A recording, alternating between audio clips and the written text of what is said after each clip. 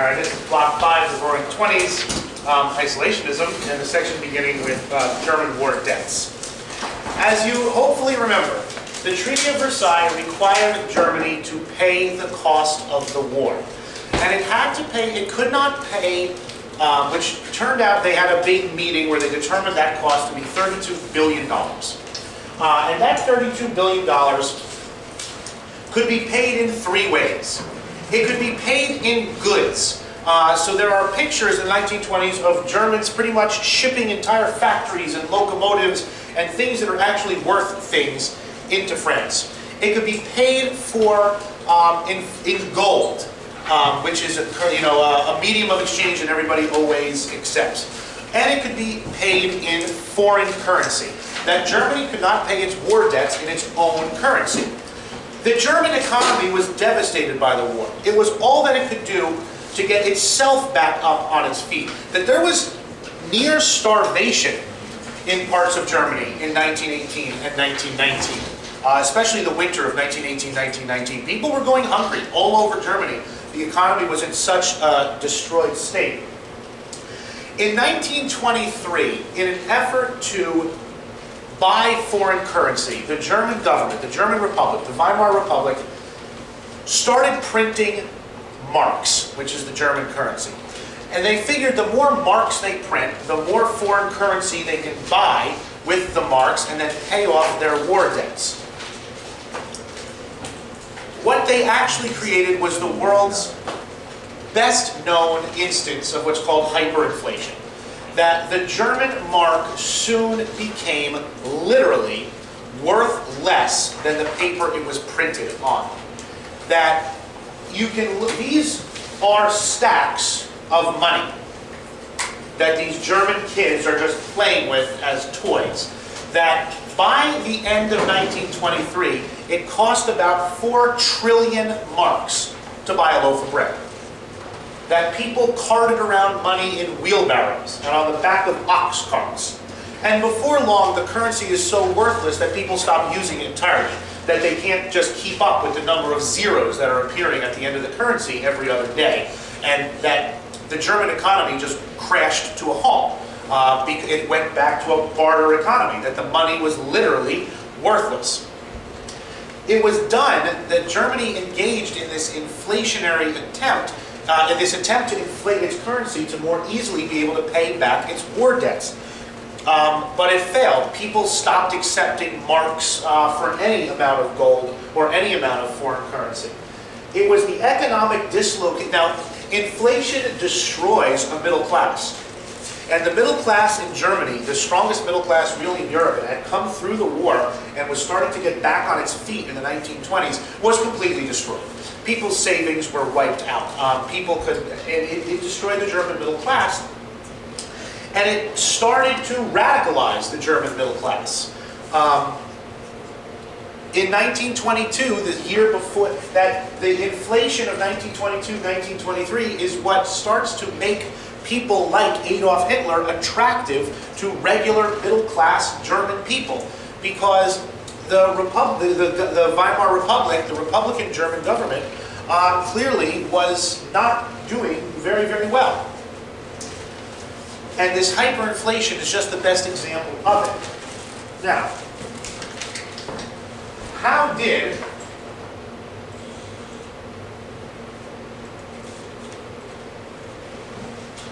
Germany still owed the money, they still had to pay it back, and this was exacerbated by another problem.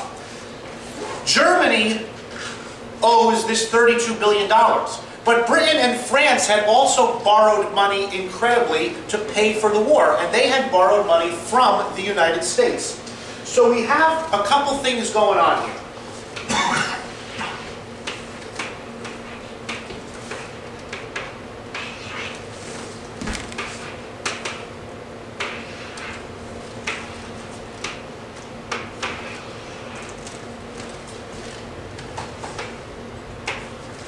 The United States is owed billions of dollars by France and Britain. But France and Britain have no way to pay this money back. Their economies have been incredibly dislocated by the war. That the war was actually fought on the most productive land in France. That 40% of French factories, 30% of French farms were destroyed because all of the fighting on the Western Front actually took place in France. So the French economy is decimated by the war.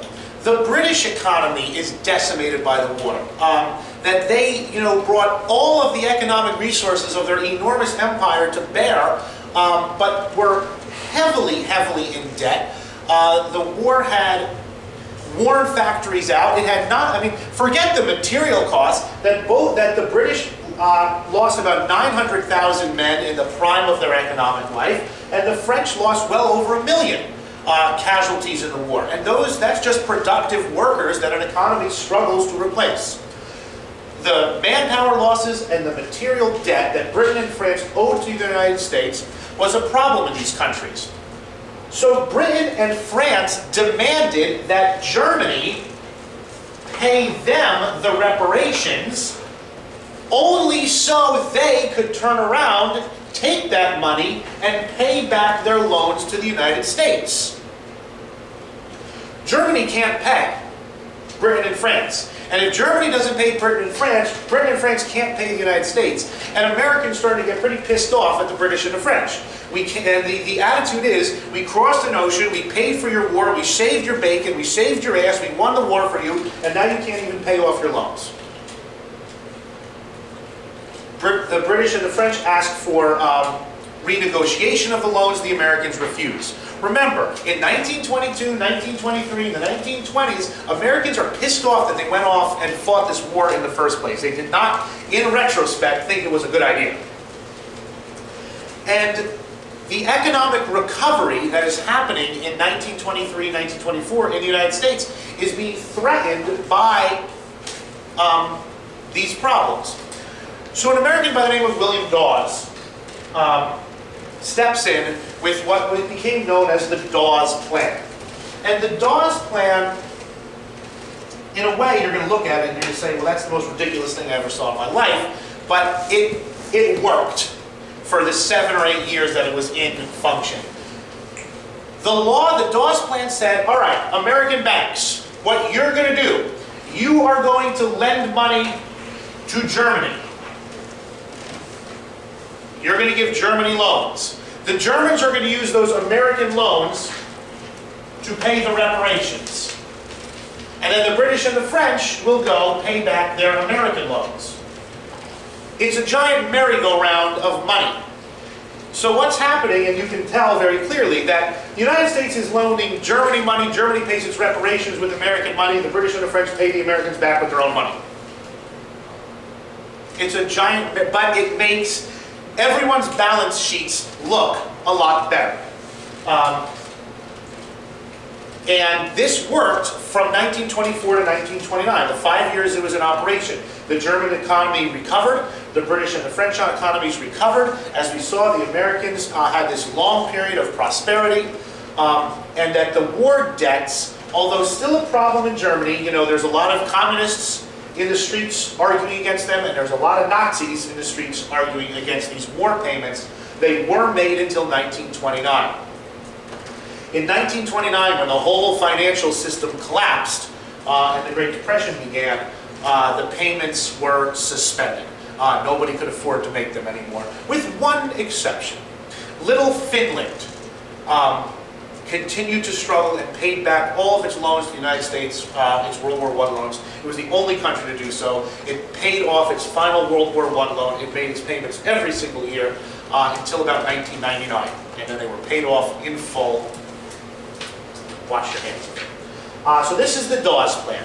How to keep Germany paying its reparations, the British and the French able to pay back their loans, and the American financial industry happy.